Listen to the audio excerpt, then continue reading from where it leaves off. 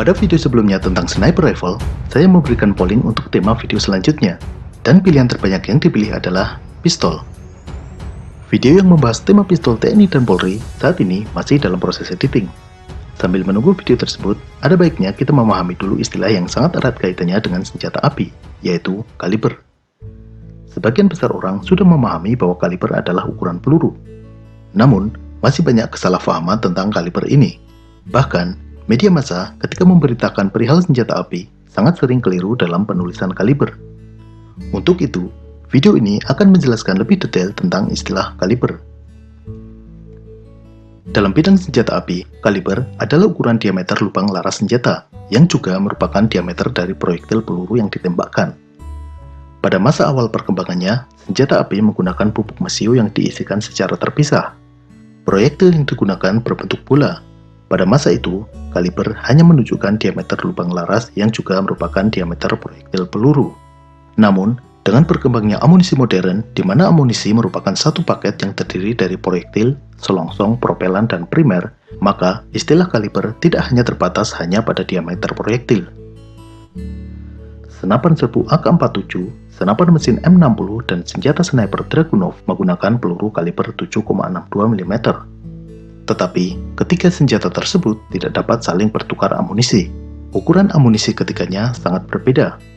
Yang membedakannya adalah ukuran selongsongnya, sehingga kaliber amunisi juga memuat informasi panjang selongsong. Kaliber ini ditulis dengan format sebagai berikut: diameter proyektil kali panjang selongsong dengan satuan milimeter. Peluru AK-47 adalah 7,62 kali 39 mm. Itu artinya diameter proyektil adalah 7,62 mm dan panjang selongsongnya 39 mm. Sedangkan senapan mesin M60 menggunakan amunisi 7,62 kali 51 mm, yang artinya panjang selongsongnya 51 mm. Jelas, amunisi ini tidak akan muat dimasukkan dalam senjata AK-47. Senapan Dragunov menggunakan amunisi dengan selongsong yang lebih panjang lagi, yaitu 54 mm. Kaliber umumnya ditulis dalam satuan internasional atau metric system, yaitu milimeter. Namun, tidak selalu demikian. Inilah yang sering menimbulkan kekeliruan di pemberitaan media massa. Kita kadang mendengar atau membaca berita yang menyebutkan senjata misalnya pistol kaliber 38 mm, 45 mm, dan sebagainya. Itu adalah penyebutan yang salah. Kaliber senjata di atas tidak menggunakan satuan milimeter. Satuan yang digunakan adalah inci. Angka dalam kaliber tersebut menunjukkan per 100 atau per 1000 inci. Sebagai contoh, peluru kaliber 38 itu artinya diameter proyektilnya adalah 0,38 inci. Kaliber 45 berarti diameternya 0,45 inci. Kaliber 308 berarti 0,308 inci, setara dengan 7,62 mm. Penulisan standarnya adalah angka di belakang titik, misalnya titik 38 atau titik 45. Tetapi umumnya hanya disebut angkanya saja. Kaliber titik 38 inci cukup hanya disebut sebagai kaliber 38. Lalu, bagaimana dengan panjang selongsongnya? Mengingat diameter yang sama, misalnya kaliber 38 juga tersedia dalam berbagai ukuran. Kaliber dengan satuan inci ini tidak lazim menyertakan ukuran panjang selongsongnya. Untuk membedakannya, di belakang angka ditambahi dengan nama tertentu.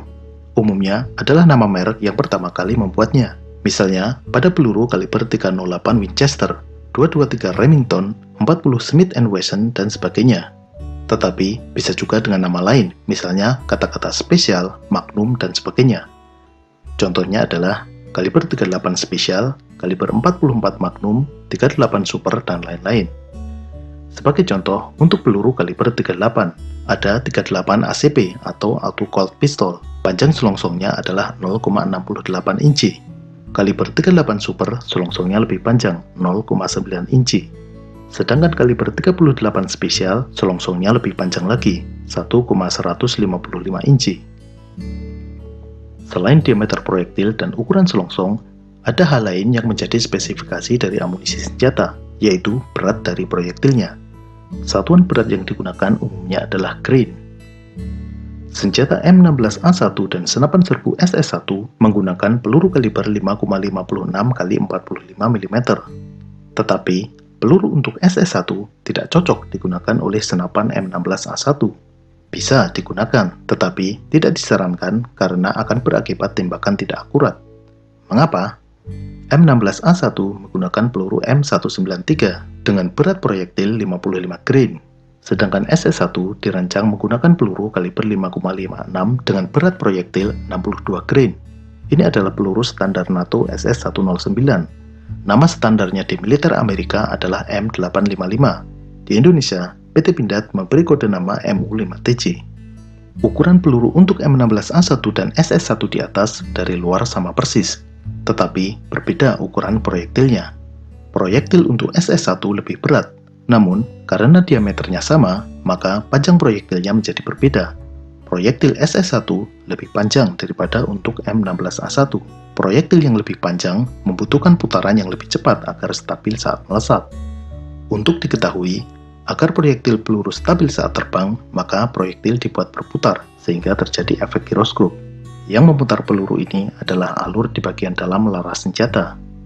Putaran alur pada laras M16A1 adalah satu putaran dalam 12 inci.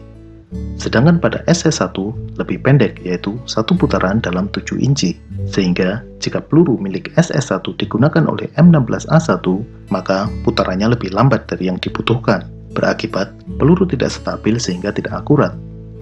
Berikut ini contoh spesifikasi amunisi yang tertulis dalam kardus kemasannya. Ini adalah amunisi MU5TJ buatan PT Pindad. Ini merupakan amunisi untuk senjata SS1 dan SS2. Di sini tertulis 5,56 x 45 mm, yang berarti diameter proyektil 5,56 mm dan panjang selongsong 45 mm. Kemudian ada tulisan ball. Ini adalah tipe dari peluru, yaitu peluru jenis umum atau biasa. Selain jenis ball, ada beberapa tipe amunisi lain, misalnya tracer yang menyala saat ditembakkan, kemudian blank atau peluru hampa. Berikutnya, TW.7. Ini adalah singkatan dari twist atau putaran, yaitu 7 inci. Artinya, peluru ini dirancang untuk digunakan pada senjata dengan putaran alur laras satu putaran dalam 7 inci. Di bawahnya ada tulisan FMJ, singkatan dari Full Metal Jacket. Ini adalah tipe peluru di mana struktur dari proyektil terdiri dari inti yang berbahan logam berat, yaitu timbal atau timah hitam, kemudian dibungkus dengan kuningan. Berikutnya, 61 grains. Ini adalah berat dari proyektil, yaitu 61 grain. Lalu, MU5TJ adalah kode dari PT Pindad untuk amunisi jenis ini. MU5 singkatan dari munisi tipe 5, TJ singkatan dari tajam. Ini untuk membedakan peluru tajam, peluru karet, dan peluru hampa. Kalau untuk M16A1, kodenya adalah MU4TJ. Di bawahnya ada dalam kurung M855-SS109. Ini adalah kode internasional untuk peluru yang sama jenis ini.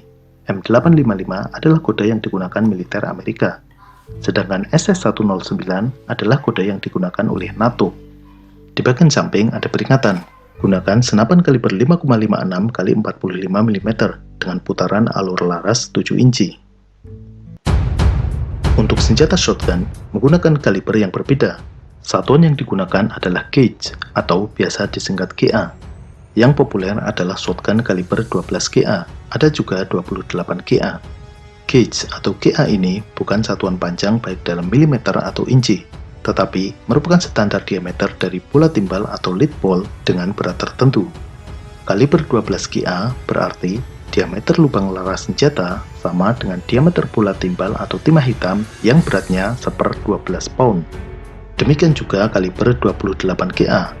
Diameter lubang larasnya setara dengan diameter bola timbal dengan berat 1/28 pound.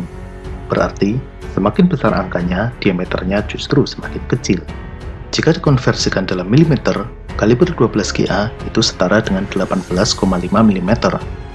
Sedangkan kaliber 28 GA setara dengan 14 mm.